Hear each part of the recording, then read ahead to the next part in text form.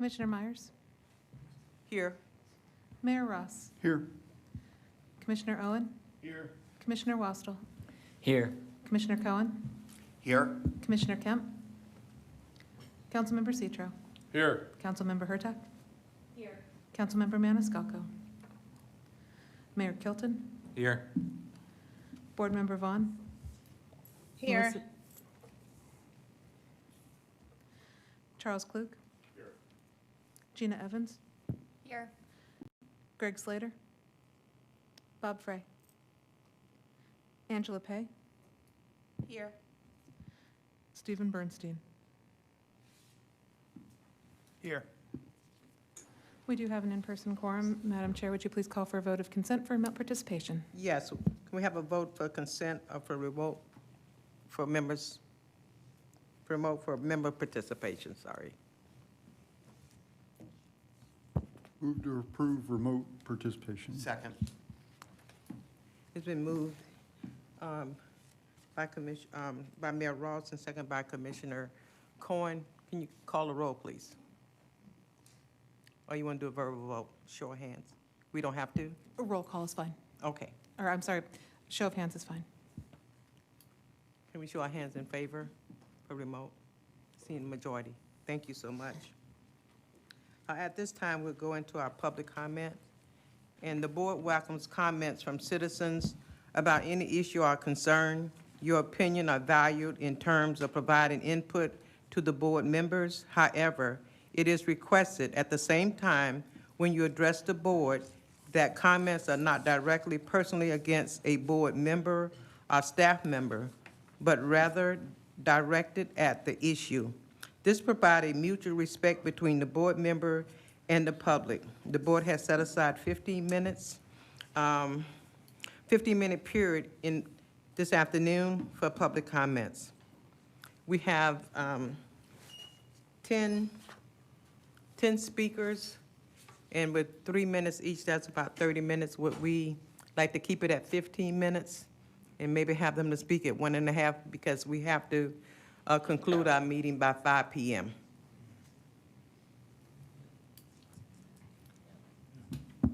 Madam Chair, I did see that we were notified that we were notified in emails that certain people wanted to allocate their time to other speakers, but that could also end in one speaker being able to filibuster the public comment. So we'll have to figure out how to manage that. I want to make sure everyone gets a voice. Everyone will be heard, but we still have to be out by 5 p.m. So my question to this board, do we want to give everyone a minute or a minute and a half to speak so we can stay on schedule? Because I know our discussion is going to be lengthy, what we have to take action on today. Yes, Councilwoman. This meeting was very short-noticed. I think people who are coming deserve to be heard, and if we can't finish it by 5, we're just going to have to come back. I absolutely don't want to cut off public comment at all. Commissioner Kemp? I absolutely agree with that, too. This has been a really significant issue in this community for years, and this is an opportunity, and I do think it was short-noticed and at an odd time that people weren't expecting. And so I think we should listen to all the public comment, and if we need to, we can then re-agenda this for the next regular meeting so that we can finish that discussion.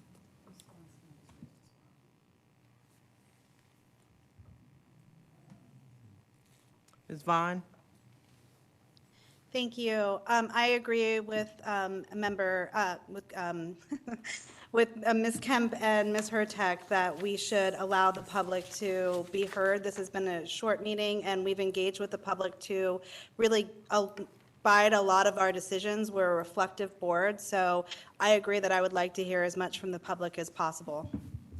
Okay. And I don't know if we have to move now because we're wasting time with every minute we Yes. talk. So let's, I don't see the votes I don't think the votes are here unless anyone's in favor of that. Let's just move forward with the meeting if we can. Okay, so we'll have public comments at this time, and thank you, members, for your comments. Dr. James Davison? Thank you, Board, and thank you for putting this meeting together today. This is very important. When you talk about community, that means Hillsborough County. The community for this road that's under question encompasses Pasco County. It encompasses Pinellas County. It is a regional and an interstate that we're talking about here. The things that they're going to talk about vision, and it's going to take them down to a boulevard, it's a fairy tale. No one has ever even put together the facts to show you this. It's unbelievable. I drove down here today. I use that road several times a month to get to work. If you tear that down, it's going to take me an hour and a half to get to work. And the writing, whoever wrote that application or that grant application, that is going to find its way to the governors. I can promise you, we know exactly who to give that to. It's outrageous that this is even being considered. I have a better idea. Don't make a decision today, which is an old political ploy. Don't make a decision today. Put it on the ballot in the next election. Let's have everybody in Hillsborough County vote to see if they want to tear this road down. Everybody in this room knows what that vote's going to be. So let's just get to the chase and cut it out here. Thank you very much for your time. And thank you. Shelvin Corbett.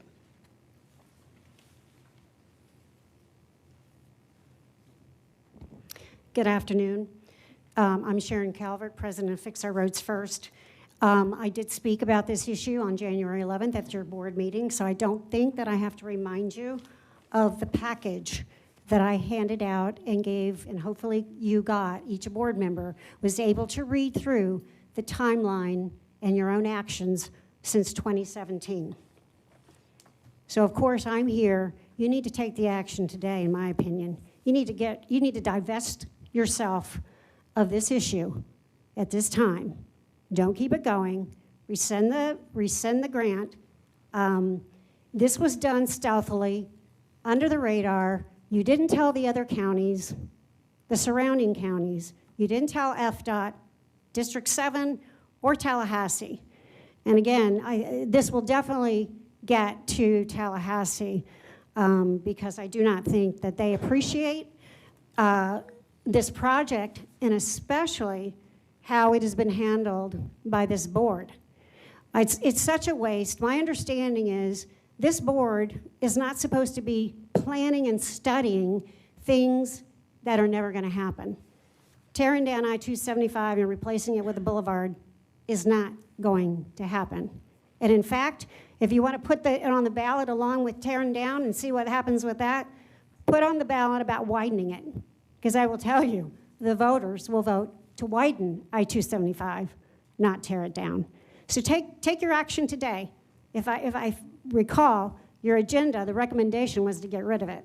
So let's rescind this $1.2 million grant to study something that is outrageous. And the grant itself, I mean, you have the last page. It's very concerning, and you certainly do not want to, be on thin ice with the grant and the wording that was used. So again, I just ask you to rescind this grant, and again, put the widening of I-275 from Hillsborough to Barris back in the tip and get it funded. Thank you. Thank you. Rick Fernandez is donating his time to Josh Frank. And I think Josh Frank is on the line. Are you in person? Okay. Thank you. Good evening, board members. I think I have more than just Rick Fernandez's time. I think I also have Christina Costa's time. She's on the phone. I don't know if you need to verify that with her. We need to verify that. Sure. Can you verify that, Gail? Because I don't have that listed. She's on the line. HTV, are you able to verify that Christina Costa has dialed in? I believe that Christina Costa has not signed in at the moment. Okay. Rick Fernandez is online. Madam Chair, did you want him to acknowledge verbally that he's donating his time? Yes. Rick? I am here. Thank you. I am here, and I am donating to Josh Frank. Okay. Thank you. Josh. Thank you. Good evening. For those of you who don't know me or are new to the TPO board, I'm Josh Frank. I'm an urban designer, Tampa Bay native. I'm a resident of Hillsborough County in the city of Tampa. I'm also the creator and leader of the Boulevard Tampa campaign. I am an appointed member of your CAC, and until recently, Hillsborough County, one of Hillsborough County's appointees to T-BARTA's CAC. I'm an appointed member of the Ybor City CRA board, and I'm vice president of Walk By Tampa. I volunteer a lot of time in my hometown, my home community. I care a lot about it, and I want to discuss a few topics with you regarding the Reconnecting Communities Act itself, the Boulevard Project, how we as a CAC and previous boards have arrived at this point, just to clarify a little bit of the information that's out there.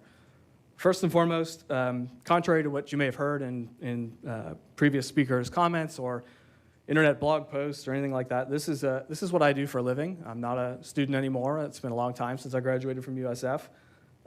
In addition to leading the Boulevard campaign here locally, as an advocate where I'm unpaid and volunteering my time, I'm currently the project director for the removal of I-81 in Syracuse. That's actually happening where my work, our work, my firm's work, and nationally recognized engineering firms, a lot of which practice here in Florida as well, are working to remove I-81 and restore the community grid, which was chosen by New York State DOT as the preferred option in that town. That project's been highlighted by everyone from US DOT Secretary Pete Buttigieg to the president and the vice president, which is, I think, a huge accomplishment for that city. And it speaks to the quality and the character that these types of studies can provide. It took Syracuse a decade to get to that point, but it's ultimately been chosen by the DOT as the correct decision. I recognize we're not Syracuse. We have a long way to go in terms of transportation and land use and other things related to that. But it's also worth pointing out that the Reconnecting Communities grant itself was written and I had a hand in helping some of the early versions of that never made it to the floor, unfortunately, even to the point where our representative, Kathy Castor, was co-signing that original legislation. So this is not new. This is not a surprise. It should not be a surprise to anybody. Your CAC that I sit on has talked about it for years. The board has talked about it for years. And this Reconnecting Communities grant application has been active at least several months, and we've been talking about it at the CAC for quite a while. While there's nobody in this room who knows more about highway removal than me. I'm not only working on it in Syracuse, I'm helping the campaign in New Orleans, I'm helping the campaign in Tulsa, Minneapolis, Duluth, and even in St. Petersburg. So this is not something that is foreign to me, and I would hope that my reputation and my expertise would count for something. This is not a political project. This is a data-driven project, and in New York State DOT, even in their outcomes, it's a data-driven project. This is the best outcome, even when compared to widening and other potential outcomes up there. I've also reached out to everyone on this board, including the new members, who are interested in learning more about the data behind this, about not just the ability to reconnect communities, but the economic impact that comes with a project like this, and the feasibility of something such transformational and at such a long term. So I want to clarify two things. One is that there are two buckets of study funding under the Reconnecting Communities Act. The Ashley Drive project for the City of Tampa does not compete with the planning grant, which is what is in front of you. They are two separate funding buckets. One is for deconstruction, one is for planning.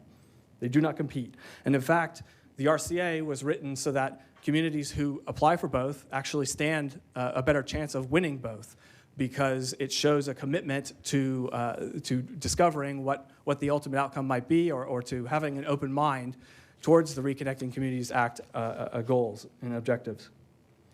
So second thing I want to clarify is that I-275 for this grant and for everything that I've ever done has only meant from the downtown interchange to Bears. Howard Franklin Bridge, fine. State Road 60 West Shore interchange stays as is. I-4 east and west stays as is. I think that removing 275 north of the interchange actually makes all of those function better. And I think the data in this study would show that. But I just want to clarify that.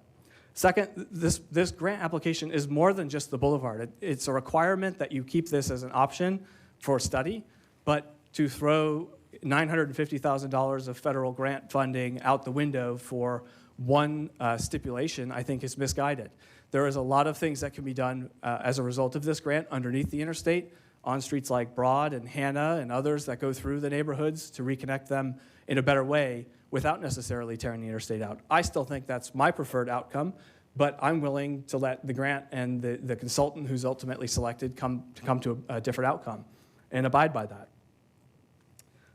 Last but not least, I want to say that at the end of the day, this board has the ultimate say after the study, whether or not to adopt it, adopt parts of it, or to move forward with none of it. It's, I think, just common sense that it would be, why turn down an opportunity to improve a lot of things that these neighborhoods have been asking for because you disagree with the potential outcome ahead of even seeing the study or the consultant or anything, from this point forward. Last, sorry, I said last, but I have one more thing to add, is that this has been a long time coming, and the other advantage of the Reconnecting Communities Act grant is that it is for the first time open to nonprofits to be grant holders. So the TPO being the grant holder is one avenue that this can be studied. Thank you so much for your and comments. it will come back. Your So, time is up. Thank you so much. Next speaker we have it's online, is Mauricio Rosa. Is he on the line? Christine trying to get on. She said Madam Chair, I don't believe that Mauricio Rosas is checked in. Okay, thank you. Hoyt Pender, online as well. I don't believe Hoyt Prindle has checked in as well. Okay, Christine Acosta, she was donating her time to Josh Frank. Is she on the line? Is she? Madam Chair, she is currently having challenges connecting, and they're working with her right now. Okay, thank you. Maggie Daughtery, in person? Thank you. Hi, I just want to say that I support the retraction of this grant, and I encourage the TPO to prioritize improving road capacity and functionality rather than reducing it. Thank you. Thank you. Lena Young, virtual.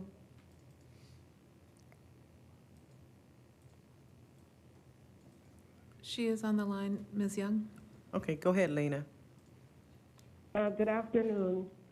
Thank you, TPO members, for allowing us another chance to respond to the idea of retracting this application. We've worked many, many years towards improving our transportation in our community, and this is one opportunity that we were looking forward to have a study that would impact our areas, particularly the urban core area in the areas in which we live. As we look at other areas and how they utilize the transportation, we know that there are other benefits outside of interstates that travel within the core area of our communities. Please consider all of the application, and please support us with continuing to support this application for reconnecting communities. It also addresses past activities that have happened in our communities where we have been separated by an interstate that continues to widen. And for us, we are not able to interact with our communities on the other side of the interstate because we have so many roads that are closed and so many interruptions between traveling from community to community. Please do not vote to retract this application. Let's move forward and let us look at how we could improve our communities for the future, for generations to come. Thank you. Thank you. Then I'll come back. Chris Valet, in person. Chris. Good afternoon, TPO Board. Thanks for this opportunity. Really two parts here, public participation, which was the beginning of this whole meeting. And then, of course, before I ramble on, let's just keep everything status quo, meaning let's just keep the boulevard moving forward. I'm only here because I had a 20-hour workday. I just rolled out of bed and just basically showed up here. It's self-punishment, but I do believe in this project a lot, and I also believe in public participation. I just want to let you know, in the 4 years, we had the 2045 study that looked at valuing this project. We had FDOT meetings and discussions actually outside of 5 o'clock, actually 6 o'clock evening meetings David Gwynn knows about. We've had several committee meetings. We've actually had a TPO meeting that supported this project to go in a WPW something P. I can't remember, Beth. But my point is that we invested so much time and effort to make this a public process, and here we are trying to curtail that, and it makes no sense. This has always been an open book. The Obama administration, even before Biden got in here, was talking about removing highways. So this discussion is not new at all. To the commenters behind me, I just want to remind them that a lot of the GOP and the Tea Party kind of sat idle to let this be written out congressionally. So it's kind of ironic that they don't want to honor their language and their intent. And we do have over 7,500 miles in Hillsborough County, including the city of Tampa. So there is many, many ways that we can get to places that need to be reevaluated. And no way to just study a contract saying that once it passes or it gets approved, we're going to go ahead and shovel dirt and we're going to take everybody's cars away. That's not the point of this. Like any transportation program or agency, you have to look at the feasibility of the study to make the best educated guess, and also include the public with that.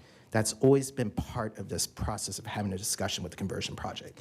So as I wrap up here, because I just don't want to take up too much time, we just need to honor basically the vote of the public coming here to the committees supporting this project. We need to honor the vote that occurred at the TPO board meetings. We need to honor the millions of dollars, and I'm saying that because it's everybody's time, it's my time too, that contributed to the 2045 study and evaluated that. That costs a lot of money, and it's crazy that it got, GOP people want to throw that money out. That's an investment. So it is important to understand, and Josh said a really good point here. 2 separate projects, right? It's what the city wants to do and what the county wants to do in terms of looking at feasibility is going to be helpful and are not going to compete against each other. So this, again, is just showing just the nation that we're looking forward to looking at innovations. Yes, we still want to include cars, but we also want to look at other ways how to connect to neighborhoods better, and also in the least harmful way, because as you know, the downtown interchange has bifurcated a lot of neighborhoods. And one final point as I wrap up here, the study has limits. Just look at the act. Chris, it's your there. time is up. Thank you. You so much. Staff, did we get the technical issues worked out with Christine Acosta? We have not. And if you can hear me, this is Hoyt Prendel. I've been on the line, but wasn't sure how to unmute, so. Hoyt Prindle is also checked in. Okay, go ahead. You can go ahead and speak. Thank you. So I don't want to, necessarily restate everything that everybody else has said, other than to say that this grant application has been in the works for a while, and I see no reason at this time to pull the grant application or change anything about it. It was well thought out when it was initially approved by the TPO board, and ultimately things in there like the Boulevard study are very important to the city of Tampa and Hillsborough County moving forward in a way with 21st century growth and 21st century transportation options. And we don't need to take a step back once again in this community by pulling back from this grant application. So I would encourage the TPO to move forward as planned. Thank you. Thank you. Is Christine? Gail, we're able to get Christine yet? Staff? Madam Chair, we do have one more caller, but we couldn't identify the number. Would you like me to unmute them to see if they are Christine? Yes. Hello, Christine, is that you? Caller ending in 64?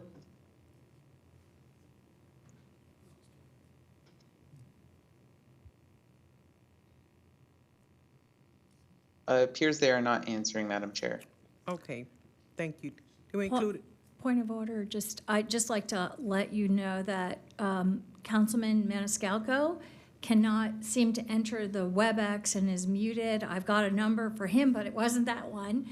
Okay. And he at some point wants to speak, but he also wanted to be recognized that he was there and is having trouble connecting. Okay, thank you, Commissioner Kemp. Councilman, can you hear us? Go ahead and you can speak at this time. You want to speak now? I think he might be, he said he was muted and couldn't get through. I can give staff his number. I just want to let them know that there's some technical issue with him Okay. and his connection. Okay, He I said, think you can hear me unmute, now." please. Can we unmute him? It's Can you hear me now? 1392. Can anybody hear me? Yes. Okay. Yes. Go ahead. You can hear, you can? Yes. Okay, I don't know if this was time for the board to give comments, but when that time does come, I just wanted to say a few things. Okay. We will recognize you at that time. Okay. Did we Okay, address please let me know. everyone? Thank you. Okay. Do we have anyone else online that did not have the opportunity to speak? So to make sure we get everyone online. I do not believe that we've been able to get Christina Costa on at this point, so. Okay. And that's everyone. Thank you so much for your comments. At this time, we would have comments received in advance of the meeting from Davita Franklin. Good afternoon, everyone. And here is your summary of public comments that have been received in advance. So these comments were received through email and social media. And we did receive a few comments after the 5 p.m. cutoff time yesterday, so I will read a summary of those comments as well. So Rick Fernandez, the chair of the Citizens Advisory Committee, he does support the Reconnecting Communities grant application, and he has concerns about the amount of public notice given, and also he states that the Florida Department of Transportation, or FDOT, knew about the I-275 Boulevard feasibility study, and that the application does not compete with Tampa's application because of separate funding sources. Chris Vela did have concerns also about the amount of public notice that was given. Ed Mierzejewski does not support the Reconnecting Communities grant application. He supported an initial phase of the project, but he says he cannot support the current project because it shows bias and says little about transportation impacts, and he urges the TPO to withdraw the application. Tatiana Morales also supports the grant application. She says it improves transportation options for underserved communities without access to reliable cars, and she suggested ways the program can improve the city of Tampa, such as providing resources and support to local residents and organizations, reducing unemployment and increasing economic mobility in disadvantaged neighborhoods, and also creating a more just and equitable society for all. Now, for comments that came in after 5 p.m. yesterday, we have Bobby Crichton, who supports the grant application. He says the grant makes possible the study of an at-grade alternative to I-75 within Tampa, and this alternative has garnered widespread public support, and the Tampa City Council recently voted unanimously to support the grant application, and other cities are actively taking steps to replace urban highways or to study the concept. And he provided many links, and I will send these comments to you at a later date. Raymond Chiaramonte, the former TPO executive director he supports the grant application as well. He says that not pursuing the grant because it includes the boulevard concept would cause the TPO to lose all the other opportunities for studies of the highway, and that regardless of the route, it is a transportation asset to the region. So these are the reasons why he's saying the TPO should support it, because it's a major asset to the region, and it's a major regional highway serving a much larger metropolitan area, and that Tampa Bay has the least amount of highways for a community of its size. So for example, Orlando has a smaller population but more highways, and that I-275 can support a high-speed bus rapid transit system using either dedicated lanes or hardened shoulders. So because it's a major highway, the grant grant should go forward and those options for a major highway should be studied. Mauricio Rosas, he supports the grant application. He says it's difficult working with FDOT for citizen-led efforts. He disagrees with a regional MPO merger due to the existence of the Tampa Bay Transportation Management Area Leadership Group that discusses regional planning, and that a growing city of Tampa and Hillsborough County budget could provide a 15% match for state dollars or 25% match for federal dollars, and life experiences make it hard for some council members to envision ideas like a bike boulevard. So again, I will provide these comments in full to you, and this concludes my report. And thank you. And thank you, Ms. Franklin. We now at the action item, we'll have Amber Simmons to come up regarding reconsidering of submitting the grant application. Thank you. Hello, everyone. Good afternoon, and I'm Amber Simmons, TPO staff. And this brief 8-slide presentation is to basically recap the history of the proposed project, the intent of the Reconnecting Communities pilot grant, the summary of what the proposal actually stated, a brief recap of the budget, and the response of US DOT as requested by the board. Next slide, please.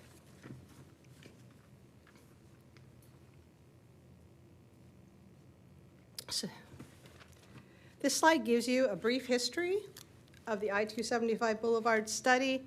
A lot of text on this slide, but basically in May of 2019, the board added the I-275 Boulevard conversion study to the TPO's Unified Planning Work Program, or UPWP. The action was based on a request from the TPO Citizens Advisory Council Committee rather than a staff recommendation.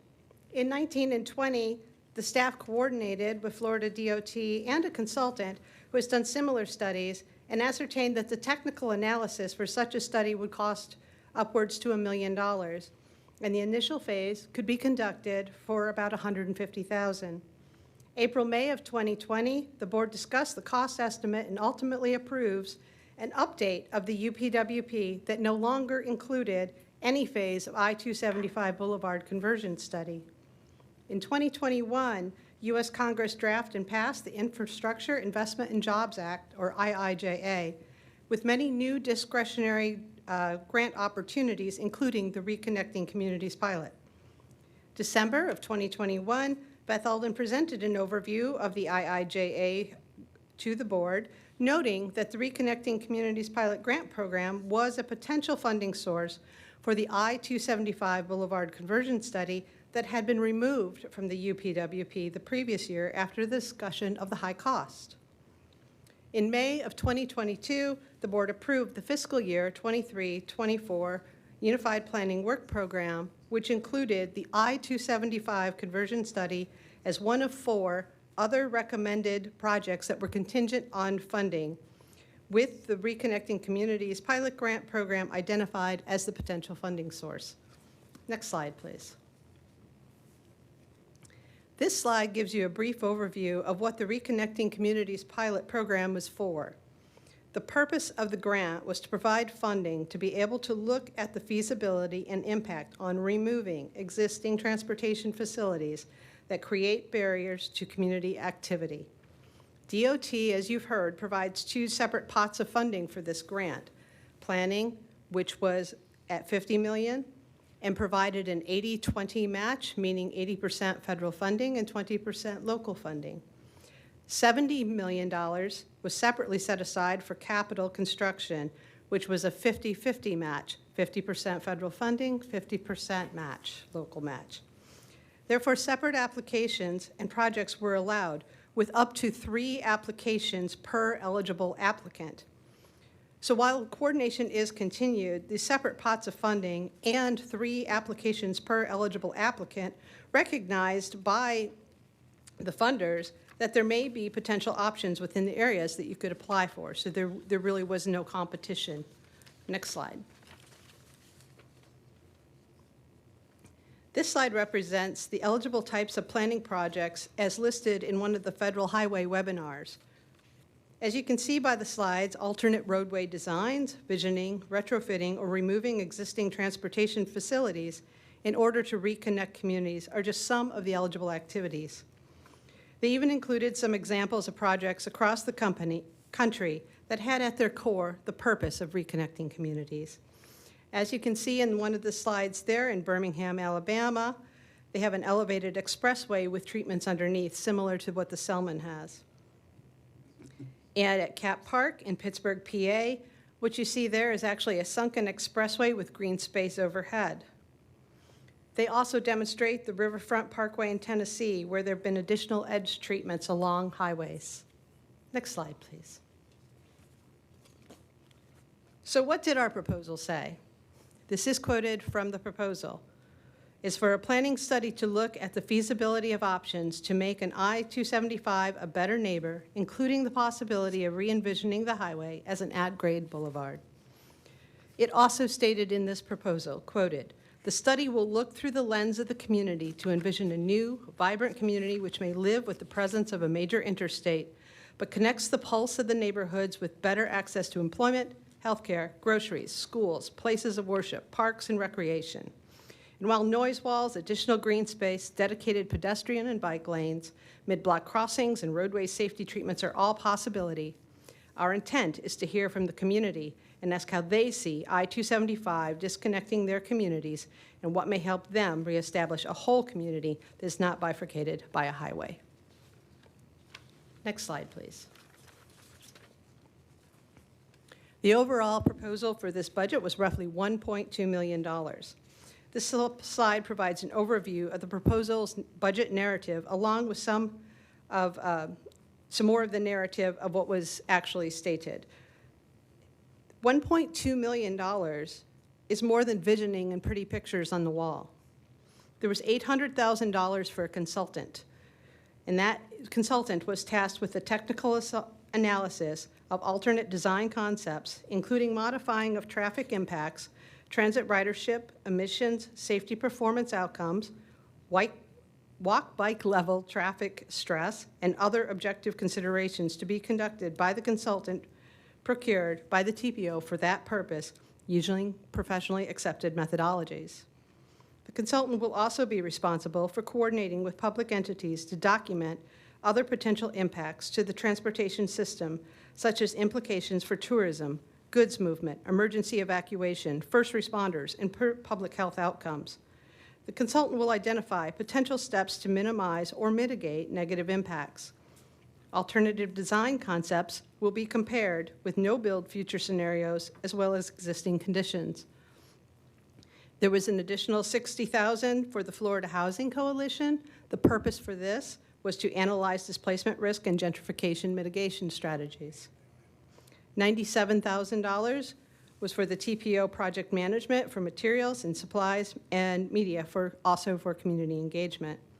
The remainder was staff and volunteer hours, primarily for the community engagement and envisioning alternate design concepts.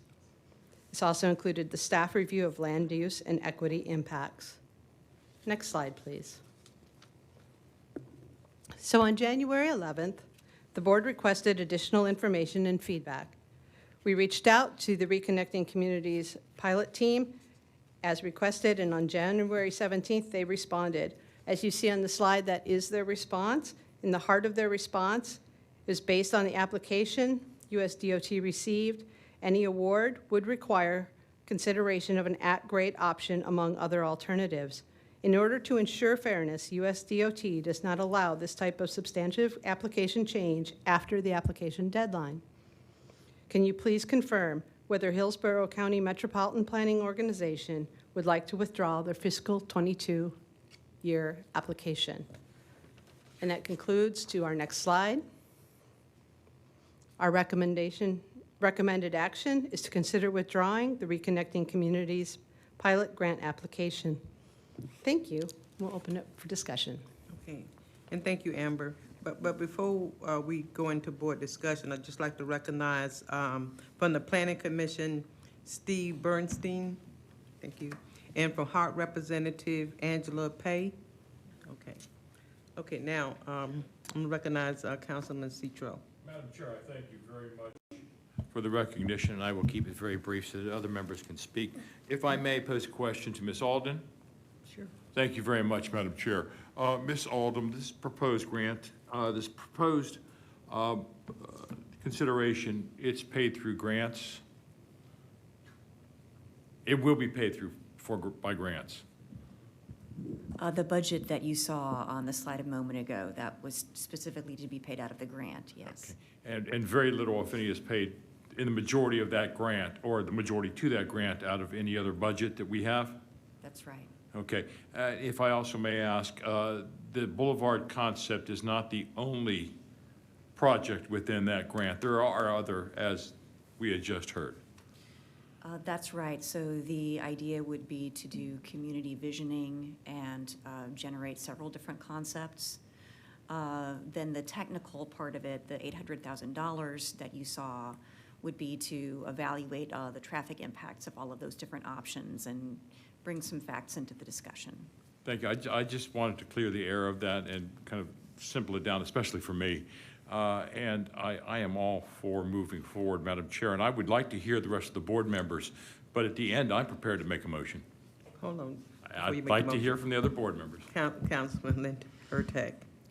Thank you. And I had some questions as to why they recommended pulling this, because going through this whole discussion, it made a lot of sense. You know, I represent the whole city, but before that, I worked in Old Seminole Heights, and I live right next to the interstate.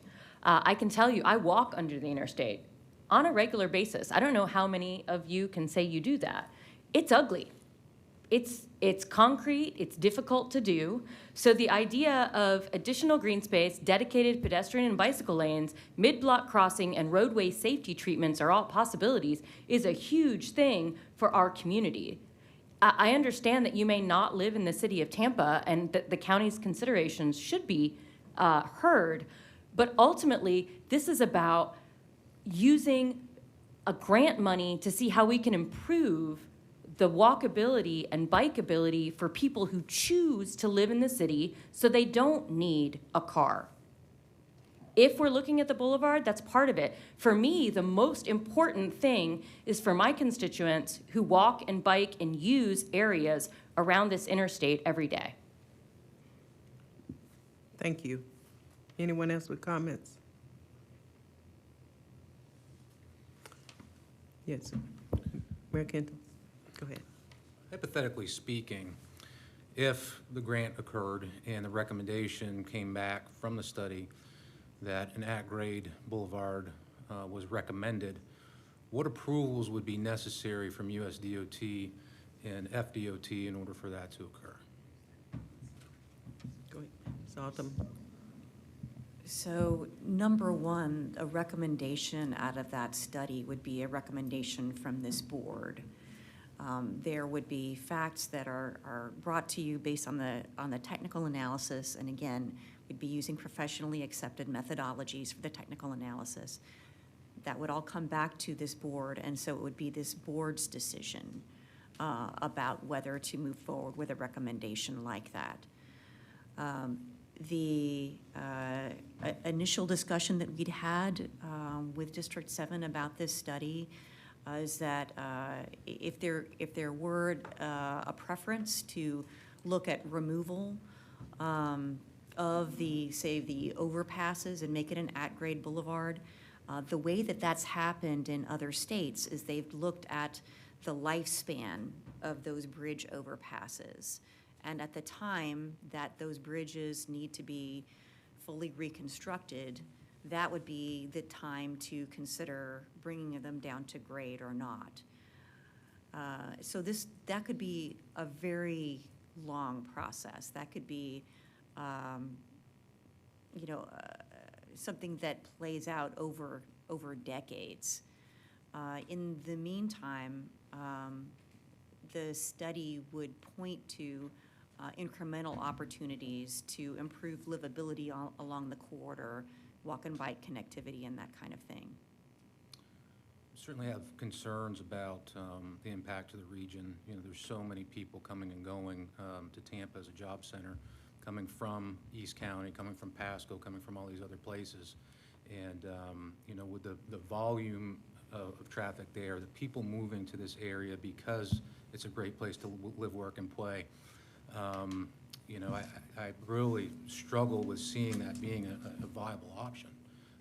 And at some point, I would like to hear from Secretary Gwynn on this. And if the study was predominantly to look at connectivity without doing the boulevard, I wouldn't have any trouble with that. And I'd also like to know, with it, you know, that being included, how much of this will be dedicated to that portion of it versus the other items of connectivity, which obviously are an important part of the study. Secretary Gwynn, thank you. Thank you.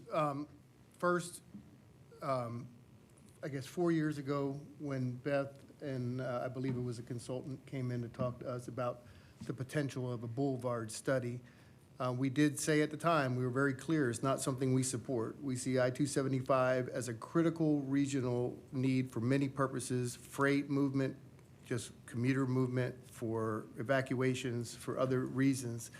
And we couldn't envision any possibility that there would be ever a time that we would consider taking that down and turning it into a boulevard, which to give a boulevard the capacity of a freeway, you'd have to add about 3 times as many lanes. But we said if you do decide to go forward with a study, we would insist that you look at all of the impacts that that would have on all of the other roadways along the corridor, but also to have public involvement that included Pasco County, that included other areas of the county and other people that use this facility, and not just focus it on a small group who is advocating for the boulevard. That was going to be a little over $1 million in 2019 number. This grant is about that amount, so I can only assume if they're going to do what they said they were going to do to look at the impacts of the boulevard, that's going to eat up pretty much the entire amount of the money, because that was what it was going to cost just to look at what do we have to do to Dale Mabry, what do we have to do to Florida, Boulevard, Nebraska, all of those roadways. I saw nothing in the grant that would lead me to believe that this, quite honestly, was not going to be biased towards the boulevard option. That was the centerpiece, and I can tell you that's how it was read by folks, and I think that's why FHWA is saying you have to consider that as one of your alternatives. That's the main reason. Now, we can always look at all those other things you want to look at. We can look at that. We are looking at that. If you drive around and look at the current project that we're building out there, the underpasses are probably 2 to 3 times as wide as they used to be. They're putting in a lot of other things that we can do to help in the community. All that can be done. I'm just afraid if you go out to the community and have people going out to do the public involvement that clearly are advocating for a boulevard project, you're really getting the hopes and all the communities to get behind something that, quite honestly, we can never do. That is our concern with the project. But obviously, it's not me voting on this board, but just to say from our viewpoint, that is our concern. Who?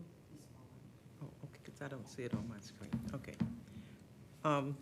Thank you. Thank you, Mr. Secretary. Let me go to Councilman Maniscalco and then come back to you, Lynn. Councilwoman Lynn. Thank you very much, Madam Chair. I'll just be brief, but I'll say that, you know, there was life before the interstates, and when the interstates were built, the public didn't have any say. You know, basically it was, this is what's going to happen coming down from the federal and state government, and I see, you know, what it's done to so many of our neighborhoods in Tampa. Tampa City Council, I know I believe, voted unanimously on a resolution to support this. This is a study. Again, it's connecting neighborhoods, and we have to think about when we're connecting the grid or reconnecting the grid, how much land that is not generating tax revenue will be put back on the tax rolls. And on top of that, pedestrian safety, bicycle connectivity, there's just so many things. And in many ways, we help restore a lot of the communities that we divided over half a century ago. Those are my comments. Thank you. And thank you, Councilwoman Hurtak. I just wanted to respond to Secretary Gwynn because that it may not be your job, but our job is to listen to the people. And when you say you don't want community input, that really, that makes me worried and nervous, because that's exactly, no, that's what I heard from you, saying that if the community, Well, what you said is that the community gets a chance, they're going to want this. Well, just because it may be something they want, doesn't mean they can't look at other possibilities. Right now, it's really hard to get around the interstates. They're ugly. They're upkept terribly. It's not a nice place to live, to be near an interstate. So I guarantee that even if that is a consideration, we need to look at things like beautifying, expanding the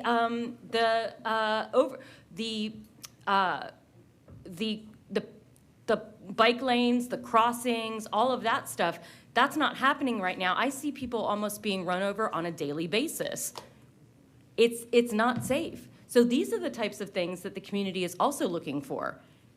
This grant is not our money. It is our money. It's the federal government's money, but we can use it to study all of these things. We have some noise walls coming in. By the time we do this study, we'll know what people think of those and if they want to expand them. We have a lot of different things we can do. And what I heard was that you don't want to hear that this is the only thing the community wants, and that worries me. Thank you so much for your comments. Mayor Ross. Thank you, Madam Chair. So I'll try to be brief because I know we're running short on time. I could fully support the whole concept of making this a boulevard, and I understand the value, if you live there, of reconnecting this. But I think we're not there yet. All those cars, hundreds of them, probably thousands of them every day that use that all the way from Bradenton to north of the interchange in Pasco County, they all rely on that section of interstate. And if you remove 5 miles of it, or 6 miles, whatever it is, you've disrupted that entire interstate. It doesn't exist as an interstate anymore. It's not just that 6 miles. It's everybody in Pinellas County, everybody in Manatee County, Pasco County, Hernando County. All these communities are affected by this. If you did the same thing and it was just 100 feet, it would do the same thing. You can't just take out the middle of an interstate. Maybe there will come a time in our future, and I hope that it will come, when we could talk about this in a meaningful way because we've provided some alternatives to what we currently have. But just because we want it and we can dream it doesn't mean that those cars are going away. They exist, and hundreds more of them exist every day if you look at what's going on in Pasco County and above. When we can get to the point, and I think it's coming, folks, it may not come while we're still here, but it's coming. When we can get to the point of piecing together some viable transportation alternatives, whether it's light rail or rapid bus, whatever the shape that takes, and it's coming. City of Tampa is expanding their streetcar thing. I love what they're doing there. We should all be supportive of what they're doing there because as they grow out, it helps. Hart is trying very hard to expand their services, and we should all support that. Brightline could be a game changer. We don't know how that's all going to unfold. But right now, that's a critical piece of our transportation infrastructure that has an impact on the airport and the port and Pinellas County, the beaches, Manatee. We don't own this system. This is an interstate. And so I'd love to get to the point where we could do this, and I think maybe there will come a day in the future when we can get to a point, and maybe that's what's happening in some of these other cities. I think it's a viable goal. I would recommend to my colleagues that we direct TPO staff to reapply for this grant at the next open cycle, taking the boulevard concept out, because I think all the other stuff is wonderful. All the other things about looking at better improvements and can we put more connectivity for both sides? Can we do better pedestrian bike lanes? All those things are wonderful, and I think FDOT's doing a lot of that now, but we can always improve. And so I don't think it's that bad. I think we need to take the boulevard grant and withdraw it and put it in at the next cycle minus the boulevard. Just white out that part. Thank you, Mayor Ross. Commissioner Wasto. Thank you, Madam Chair. I'll be extremely brief. A couple things that have transpired is, and I'm not pointing at Commissioner Cohen, but I do recall that when this originally came up, he had said during the meeting that no one was talking about tearing down the highway, and obviously he must have been pretty surprised to find out that we in fact were, and it was voted on. And while he and I might disagree ideologically, I don't believe that he's dishonest. So clearly, he didn't even know what was going on, which means that it might have been a tainted vote originally in the first place when it got passed through.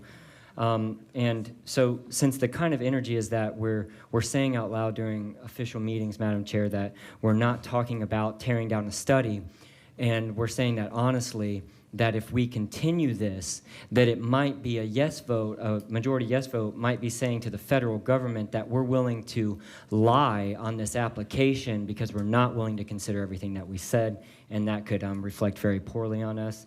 And just as a very minor different point that wasn't a part of my original thought until former speakers is that it would probably be good for our colleagues to not attack the secretary, whom is not a voting member of the board. He's just our partner here to help us get things done collegially. So thank you very much, Madam Chair. Thank you. Commissioner Owen. Yes, and I'll be really brief too, because I know we're almost out of time. I want to try to avoid this getting to be a Tampa versus everybody else thing. But the situation with 275, of course, the folks that live there, we should listen to them. I do not think that's what Secretary Gwynn meant. I think Secretary Gwynn was talking about alternatives that we have for beautifying these roads. I live right on the Brandon Expressway. We have made it so nice there. It's a place where everyone works out. I know that there are pocket parks and things that we can do on this interstate. We have got to move people in Hillsborough County. We have just got to do that. And the whole concept of why shouldn't we do this? We got the grant, we have the money. I think that's a philosophical difference. I am one of the folks that thinks taxpayer dollars are precious, whether they're federal government dollars, state dollars, or however we get those. And I think it matters to the federal government if we request a grant, if it's something that we believe in or not. And I personally do not believe in this project. I will be voting no on it because I think it's just so critical that we have 275 and we're able to move people quickly, especially for the folks that want to still get in cars. I think there's a way we can balance public transportation, as the mayor said, and keep our roads expanded and safe. So that's just my position on it. Thank you. Thank you. Commissioner Kemp. Thank you. And is Commissioner Maniscalco, did we hear earlier that did he speak? Yes, he did. That's Yes. right. Okay, thank you. Just wanted to make sure of that. I feel like the purpose of the grant has been misunderstood. It is reconnecting communities grant, and we've heard, and it was very from Mr. Franks, and we've heard from the council people here that this is broader than that. And nothing can be done in terms of taking down the interstate. It would be a very long process. It would have to come back to this. It would have to be expiring its useful life. That is not, I don't think, a reasonable, honestly, I just don't think it's a reasonable fear to have about this. I do think it's good to be looking at this in the very broadest way of how we can reconnect communities and get benefits from this. I have seen some of the grants in other communities where they have put a interstate under the ground and capped on top of it. Numerous communities have done that, where down, if you're familiar with it, down at the Courtney Campbell, and where they raised the interstate and opened it up totally underneath it, which we don't have here.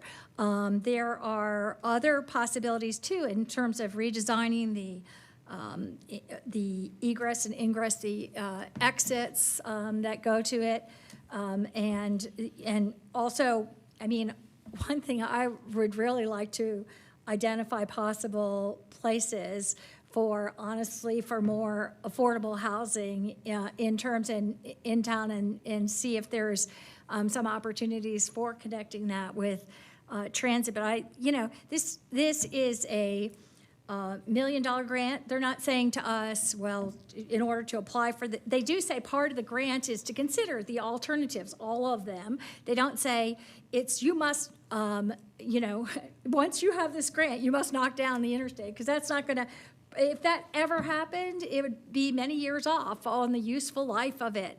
But it would give us some idea. And as to traffic from other places, and I know Mr. Franks said, data-driven project. I think that's really good, and we don't really have that, quite honestly. A lot of times, I've been hearing about this for 7 years, and I never did get the traffic counts in between until I looked for it myself.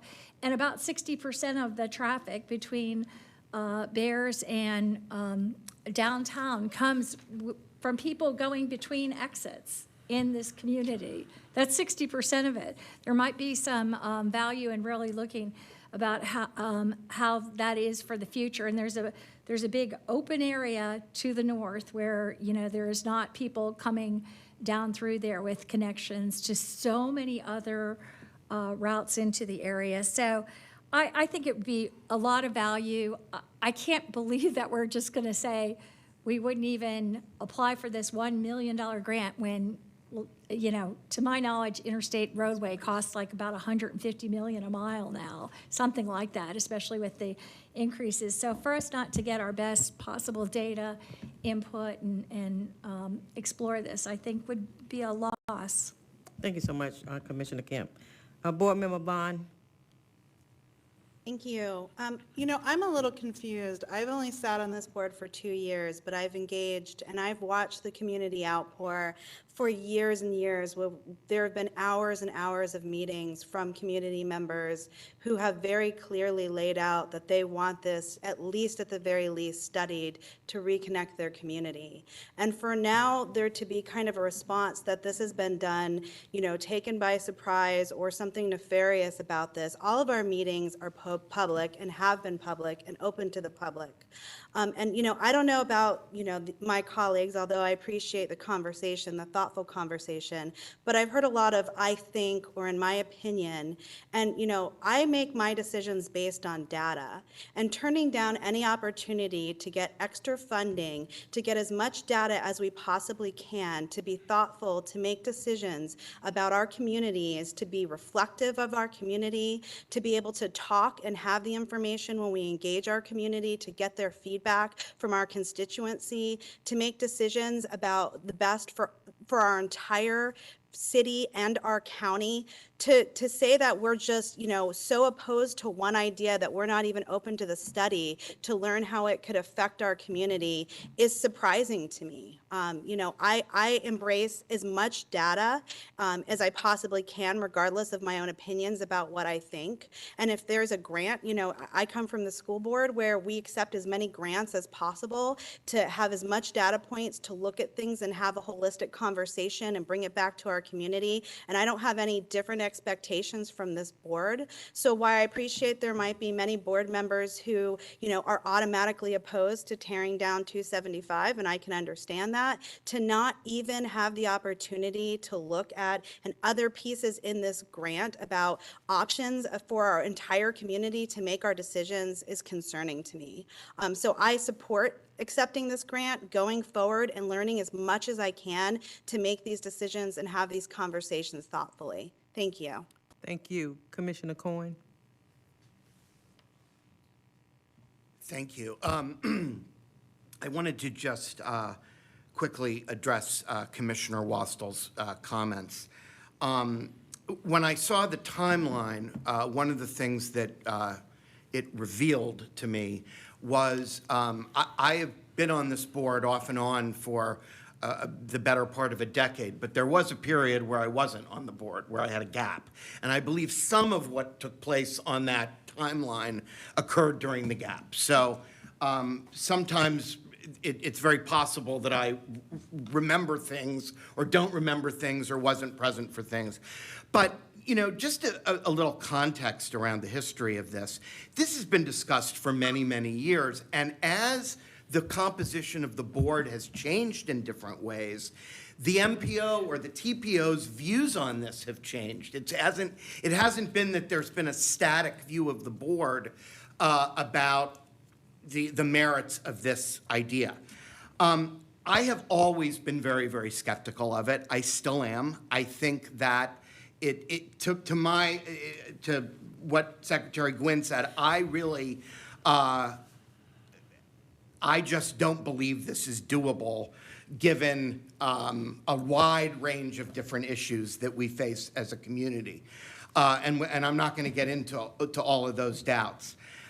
I do think that before, when there was still discussion of the referendum and there was some prospect of the referendum passing, I think at that time there was a lot of imagination about what we might be able to do differently in this community if there were a lot of money available for new transit and other type of initiatives.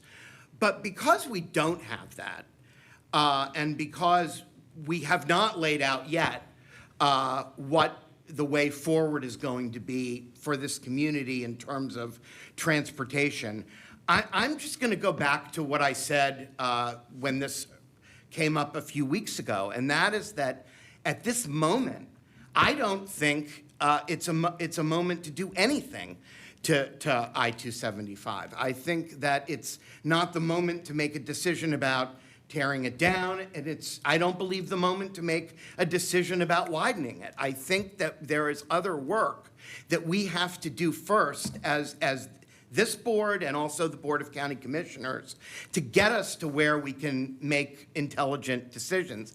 I wanted to ask a question of Ms. Alden or Secretary Gwynn, whoever can answer this, to get back to Mayor Ross's comment about resubmitting the grant without the tear down of the expressway option. Is that something that could be done? What is the deadline on these things? What is the way the calendar works? Not in this fiscal year, not for this cycle, but for the following cycle. So we could apply for this grant in a year using different criteria. I would just, I would just say that I hope a year from now we'll have a lot more clarity about what our forward direction is going to be as a community, and we have a fuller picture. I do want to ask, though, another question sort of on the flip side, and maybe Secretary Gwynn, you could answer this. What is the danger of keeping the study? What is the danger of keeping the application in? What is the downside of a study being funded that we're under no obligation to do anything with? So I'd say probably 80 to 90% of the money that's identified for the grant would be focused on the boulevard. All right, there'd be a small amount that would be maybe a couple $100,000, maybe left over to look at other things. We can do that with our regular budget, and we are doing that in areas. The Tampa Heights study, the work we're doing in the current work along 275, and we can continue to invest money of our own to do that. To go out and create a community conversation that doesn't include a lot of the stakeholders and that focuses on something that I just think is impractical, I don't know what we benefit from that. I think what we do is we open ourselves up to come back with perhaps, I mean, when you look at, when I read the grant, I'm not saying how you might have read it, when I read the grant, a lot of the folks who are doing the public involvement, a lot of that is clear that they are going to be folks that are really looking for things like a transformational change to a boulevard. If that's the focus of it, and that comes out as a recommendation, then we're forced with the situation of going back and saying it's not practical and we can't do it. So why did we go through that exercise? We will continue to look for options to do things like Councilwoman Hurtek said, to do beautification. When we're looking around the downtown interchange, we're building dog parks, we're gonna be putting in a lot of open space, we're building a trail network. In Tampa Heights, we're setting it up for BRT, we're putting in all kinds of new facilities. We'll continue to do that so we can do everything that we're talking about in the grant, but the boulevard will become the 90% focal point of that exercise. And so the rest of it's gonna kind of get lost in the shuffle, in my opinion. We did not support looking at tearing down the interstate, so that's our main focus on it. And I think by continuing to push that as something that we're looking at in this grant can possibly hinder the other things we can do.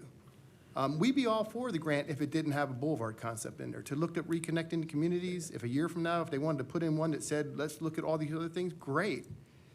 It's looking at something that we're adamantly against and don't think is practical, that's where our concern comes in. And just for everybody's knowledge, just why are you adamantly against it? What is the reason? For tearing down the interstate? Yeah. Okay, well, first of all, when you look at our entire region, and we look at things from regional, I'm not in the city council, obviously, so we all look at things from our own perspective. We look at the regional network, both statewide and regional. I-275 is a major regional facility. It carries today 175, 180,000 cars a day. In order to try to find a way to accommodate that traffic without an I-275 would require, one, it would require a widening of almost every other north-south road within miles of there to be able to replace that capacity, which is something we would have to show as part of this study. How do you mitigate? Mitigation is a big part of what they're going to require us to study. We would have to do that. When we look at evacuation, that's a major evacuation route. You look at the port, it's a major freight route.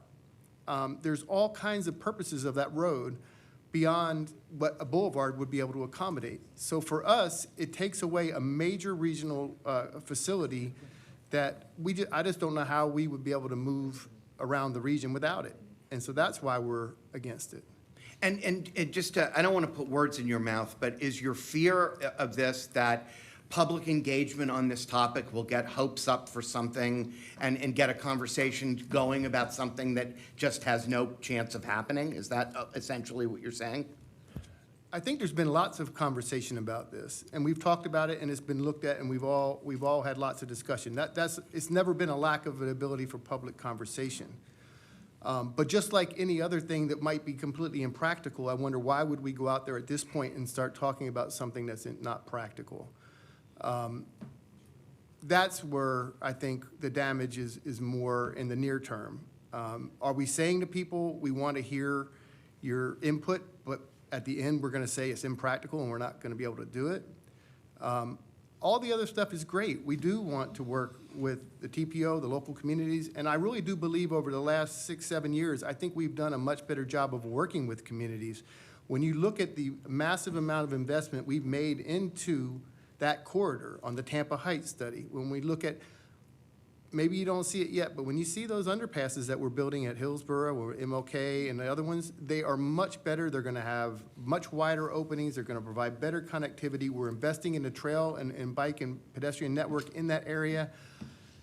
We are doing a lot. So it's not like we're just saying we're not doing anything. The downtown interchange, we made a major shift in our policy on that because of the community impacts. We saw what the community impacts were going to be. The downtown interchange is going to have minor operational and safety improvements, but along with that is a major amount of community aesthetic and features that will go with that. We'll continue to do that as we move along the corridor.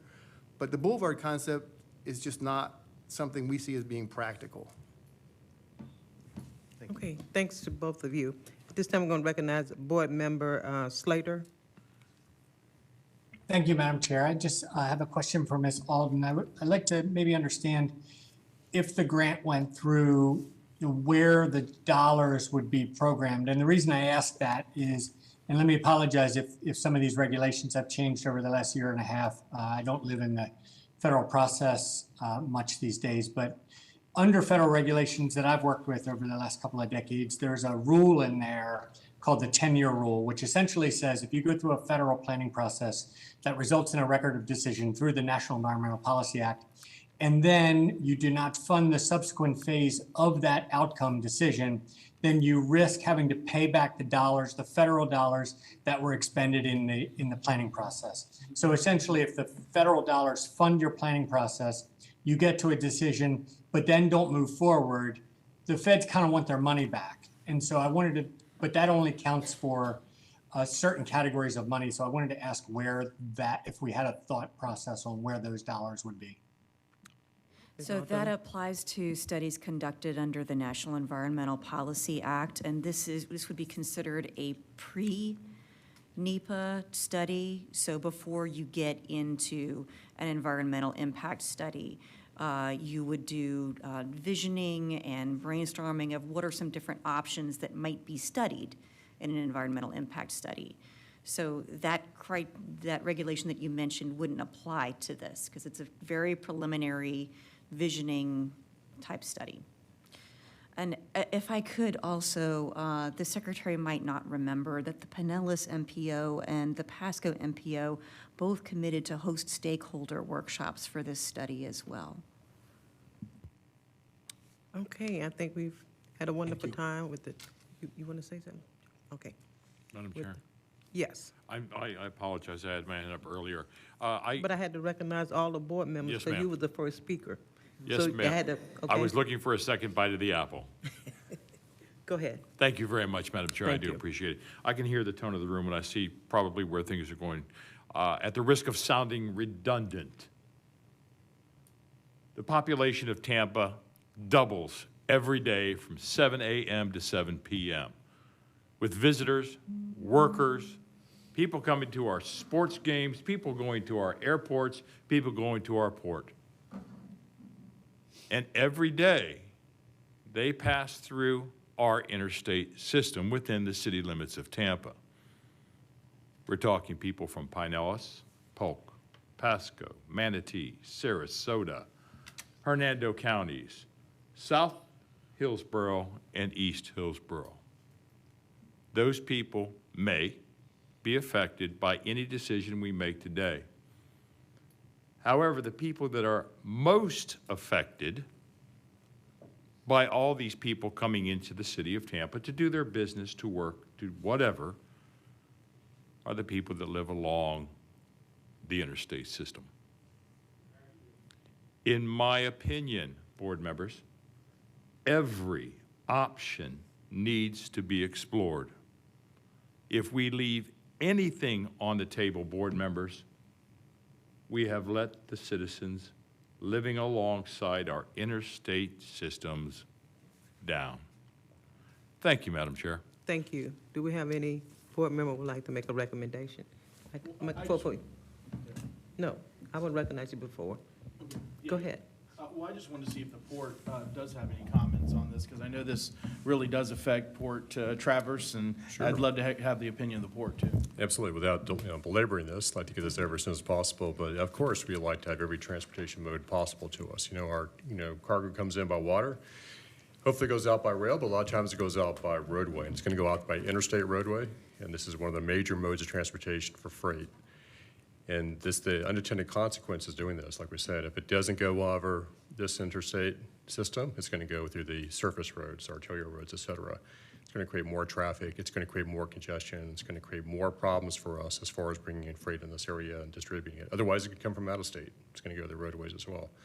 So yeah, we were very concerned about this. And I said, we understand that there's things that DOT can do as far as studying how they can enhance the roadway system, but tearing it down is not something we should be considering.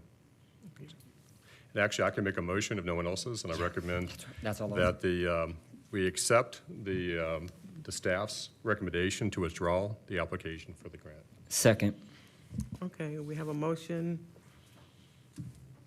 by Mr. Klug and second by Commissioner Wastel.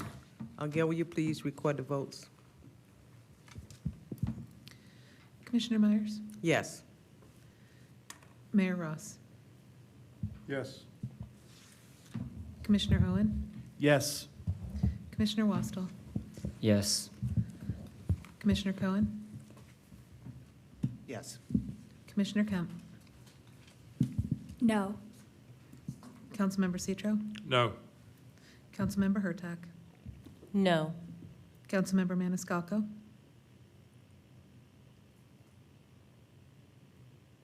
Mayor Kilton? Yes. Board Member Vaughn? No. Charles Klug? Yes. Gina Evans? Yes. Greg Slater? Yes. Angela Pay? Yes. Planning Commissioner Bernstein? Yes. The motion passes 11 to 4. Wait, a point of order, Councilman Maniscalco was, Scalco is a no. I believe I was muted, but I'm a no. The motion passes 11 to 5. Okay. Thanks so much, everyone, for your participation. The meeting is adjourned.